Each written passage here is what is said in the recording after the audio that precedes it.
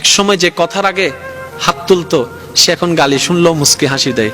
তো বন্ধুর একদিন তাকে জিজ্ঞেস করে, কিরে নেতা, তুই না কথা বলার আগে হাত তুলতি? তখন সে বলে, পাগল ছিলাম তখন তুলেছি, বুঝতে পেরেছি ওই জগতে কিছু নাই, আল্লাহর প্রেমের ধৈর্যের জগতে অনেক বড় নিয়ামত আছে। এত বড় বড় সফল ব্যক্তি যদি ছোটবেলায় লাথি খাইতে পারে, আপনি পারবেন না কেন? আর সবার কথা বাদ দেন, ও নবী, আপনি শুধু একবার বলতেন জিবরাইল উল্টাই দিত, আপনি বললেন না কেন? নবী রাহমাতুল লিল আলামিন বলে, পাওয়ার থাকার পরও যে পাওয়ার দেখায় না সে তো সত্যিকার পাওয়ারফুল ব্যক্তি। সুবহানাল্লাহ। যার হাসে কিছু নাইতে হবে, দেখ চিনস না এখন এই আর নাম জানোস না, আর বা ফোন চিনস না, যার তো নাইতে হবে। আর যার থেকে আছে, যার থেকে পাওয়ার আছে সে কি চুপ। যার থেকে সত্যিকার ক্ষমতা থাকে সে কখনো কথা বলে। আপনাকে গালি দিল, আপনি উল্টা গালি দিলেন, ধৈর্য ধরলেন।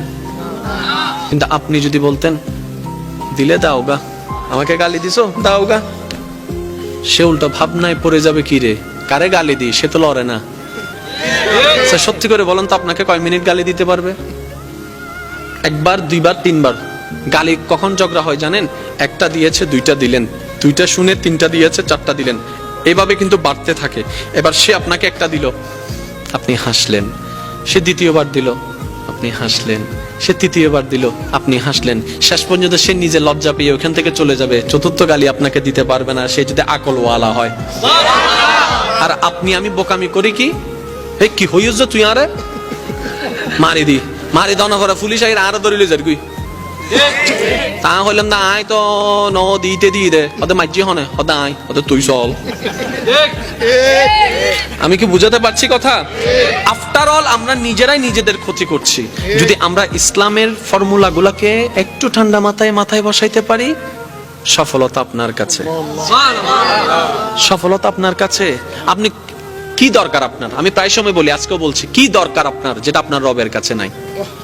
এমন একটা জিনিস দেখান আপনার দরকার যেটা আপনার রবের কাছে নাই, আপনার রব দিতে পারে না। আপনি বলবেন যে না, এমন কোন আমার চাওয়া নাই যেটা আমার রব পূরণ করতে পারবে না, আমার সমস্ত চাওয়া আমার রব পূরণ করতে পারে। তাহলে এবার এই কথাটা শুনে নেন, যেহেতু আপনার চাওয়া সব রবে পূরণ করতে পারে, আপনি রবের হয়ে যান না, রবের হয়ে যান না, রবের হয়ে যান না। কোরআনের ভাষায় বলতে গেলে সিবগাতাল্লাহ, আল্লাহর রঙে রঙিন হয়ে যান, আল্লাহর রঙে সেজে যান, আপনার কিছু কমতি হবে না। আপনি যদি পাহাড়ের গুহায় বন্দী হয়ে যান, জগৎ বলবে আমরা কেউ চিনি না তাকে, জগৎ বলবে খুঁজে পাচ্ছি না তাকে, আপনি বলবেন কাউকে পাচ্ছি না, রবে বলবে বান্দারে চিন্তা করিস না, লা তাখাফ, ভয় করিস না, ইন্নাল্লাহা মানা। সুবহানাল্লাহ। আপনার পক্ষ থেকে যেন কোনো অত্যাচার না হয়। বলেন, আপনার পক্ষ থেকে কোনো অত্যাচার? কেউ যদি আপনার ভাই কিংবা বোন যদি জায়গা পেয়ে থাকে, সম্পদ পেয়ে থাকে, দিয়ে দেন, কারণ 1 ইঞ্চি জায়গা দিয়ে কিচ্ছু হবে না। আল্লাহর ওয়াস্তে একটু বুঝেন, 1 ইঞ্চি জায়গা দিয়ে কিচ্ছু হয় নাই, কিচ্ছু হবেও না, কিন্তু হাসরে গেলে অনেক কিছু হয়ে যাবে ভাই। তো সুতরাং ওইখানে যাওয়ার আগে যত মামলা আছে এখান থেকে সব শেষ করে নেন, ঠিক না ভাই? ঠিক। কারণ আল্লাহর পাল্লায় পড়লে কিন্তু খবর আছে, আল্লাহর বিচারের পাল্লায় পড়লে খবর আছে। আর সবচেয়ে মজার কথা কি জানেন? কোন বান্দা যদি নিজে থেকে চায় আমি পরিবর্তন হব, সে ছেলে হোক কিংবা মেয়ে হোক, সে যদি অন্তর থেকে সে যদি এতটুক চায় আমি পরিবর্তন হব, আল্লাহ পাকও তাকে পরিবর্তন হওয়ার জন্য সাহায্য করেন। সুবহানাল্লাহ। কত বেনামাজ এখন নামাজি হয়েছে জানেন? সুবহানাল্লাহ। কত নামাজি এখন তাহাজ্জুদওয়ালা হয়েছে? সুবহানাল্লাহ। হাজার হাজার আছে। এক সময় নেশা করতো এমন ছেলে, এখন 5 ওয়াক্ত নামাজি হয়েছে এমনও আছে। সুইসাইড করতে গিয়ে ফেরত এসেছে। সুবহানাল্লাহ।